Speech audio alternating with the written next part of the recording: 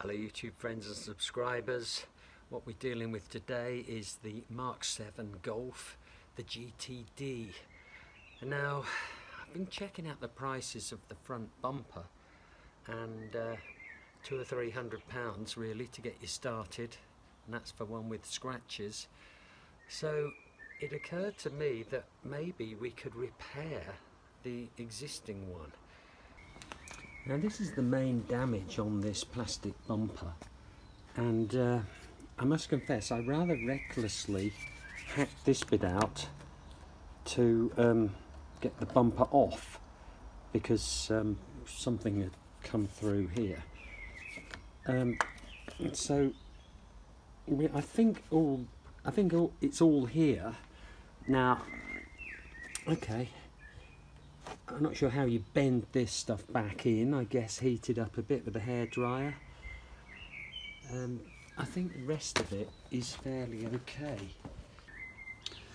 I'm going to warm this section up from the back and hope we can get rid of these ugly twisty bits here. I'm not quite sure how we're going to do it. We could try and stick this together temporarily with super glue or something. Before we fiberglass the back, but I'm going to actually drill out a couple of holes and put a cable tie across there.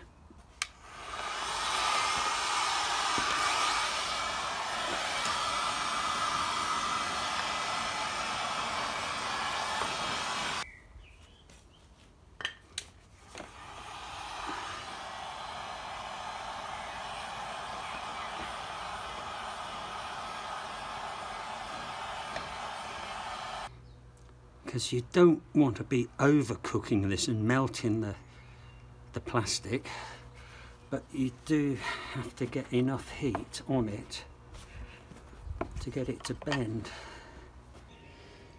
Right, well I think we might call that enough for today. I know this looks like a field dressing or Count Dracula's neck joint, but I think we've got this roughly in the right shape now. I don't know where that bit went, either roadside somewhere I guess. Tomorrow what I intend doing is turning this thing over and fiberglassing the back of it. Right. I think we'll quickly put some tape on the back of it so we don't get loads of resin coming through. You get the idea. Now, I think it'd be a nice idea to give this a clean. Now this stuff here is called turpentine.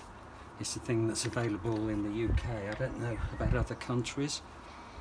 And the reason it's purple is because people used to drink this in olden days with a little bit of orange or something. Delicious apparently, and totally gets you away from yourself. So they've coloured it purple to put people off. And I believe turpentine originally came from trees, and there was such a thing as turpentine forests. If you don't believe me, look it up. Now the next thing we're going to do is see if we've got sufficient fiberglass matting here, and there is absolutely lashings of it. So we're going to cut some of this stuff up in the correct shape that we're going to need, and then we'll see about mixing up some resin. This stuff cuts okay with scissors.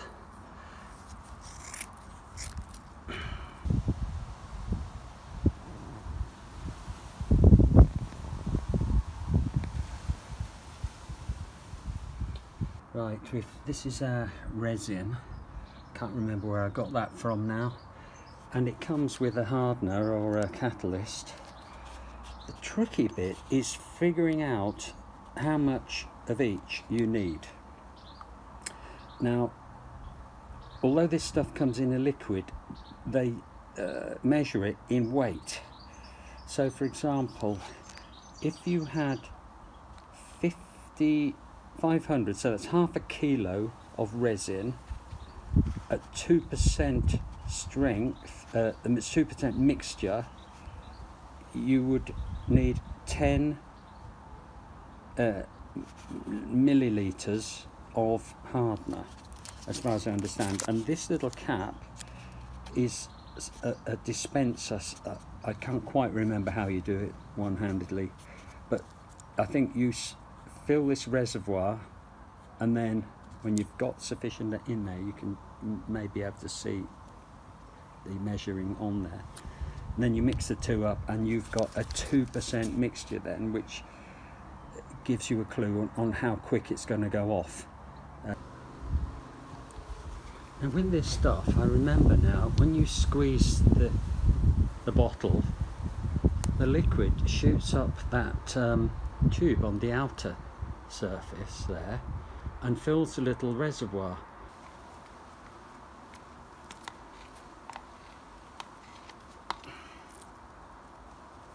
We're going to coat the bottom side of our job.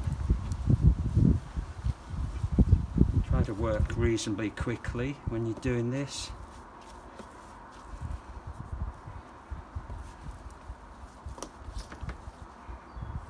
Because it doesn't last forever, this stuff, once it's mixed.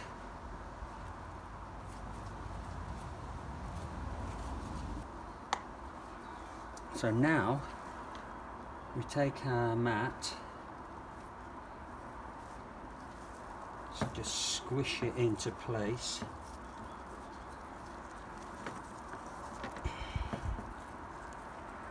And once you get this sticky stuff on your hand, you will become like the tar baby, if anybody remembers that.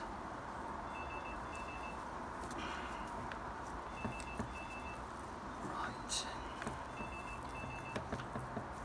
And once you've got that down, it's time to go over again with some more resin.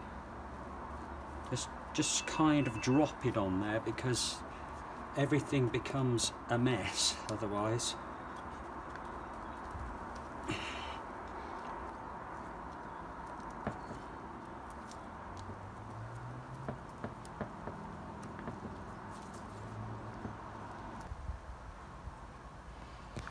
And that's already going off. This stuff takes about 15 minutes and it starts going off.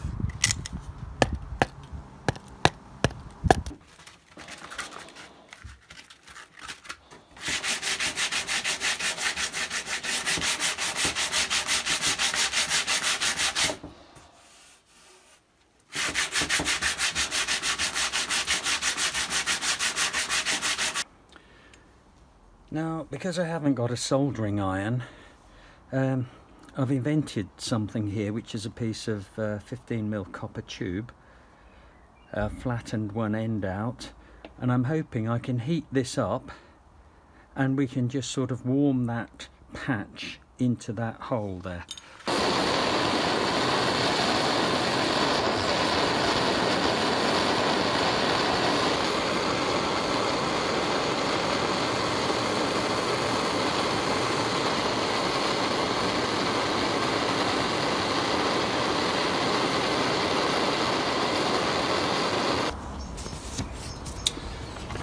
Now, I've taken a piece of spare paper and drawn a template of that hole there, assuming that this one will be very similar. And the trick is now to figure out what size piece of plastic we're going to need to bridge that gap and where we're going to get it from. In the end, I've cut a piece off this stuff, and this is our little bit we're going to try to install here. What it would be nice to do would be to strengthen this up, so a bit of stainless steel mesh would be good for there. Now, what I've discovered in the kitchen is this item. Now, I don't know if my wife would notice if it got utilised in the repair of this car, but I'm very tempted to put the tin snips round this. Well, we're into unknown territory here. I've kind of fabricated a piece of that colander thing. I'm going to try and figure out how to heat weld it onto the plastic. Well, I've got one side to stick a little bit. I don't know if you'll be able to see that there. Let's come in a bit closer.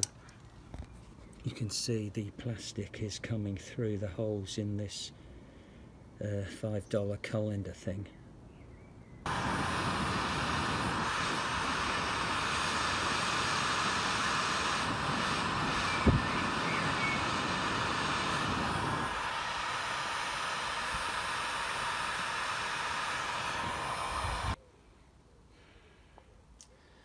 I've used our bespoke soldering tool to fill that gap and to just form it up a bit into roughly the right shape using our tool here.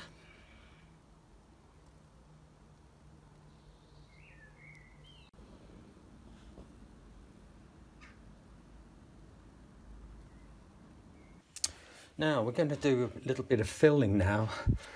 I don't know if this stuff's any good, but it's described as plastic filler for bumpers, so that seems to be okay. Right then, in my opinion that is roughly the ratio. Now it may be a bit weak or it may be a bit strong.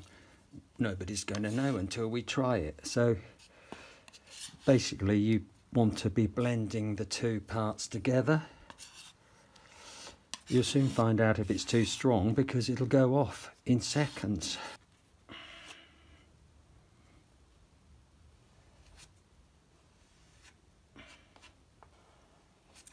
I'm doing this slightly upside down just for the camera.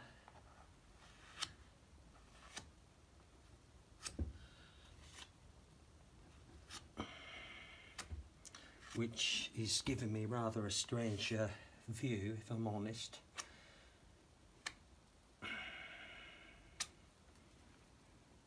This has gone off now after I've left it a couple of hours because I had to watch the football. I've got some 120 grit paper here.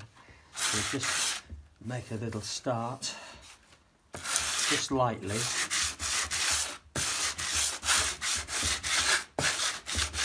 Use a block. This is how this looks after a second coat of filler. I don't know if I'm going to get it much better than that.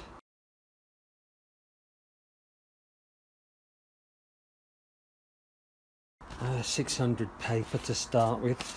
It's very windy out here today, so ideal for sanding but not for filming.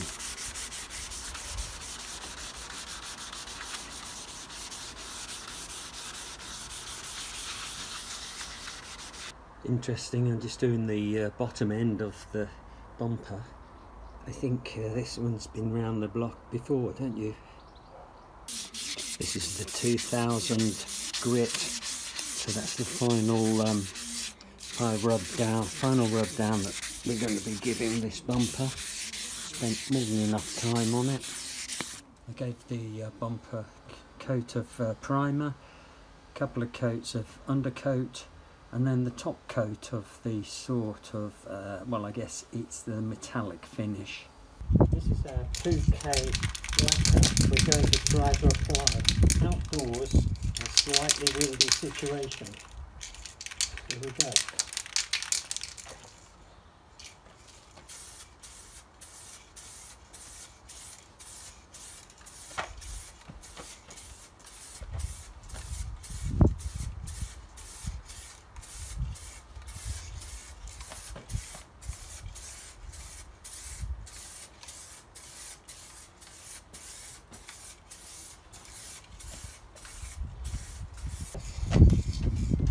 That's the first coat.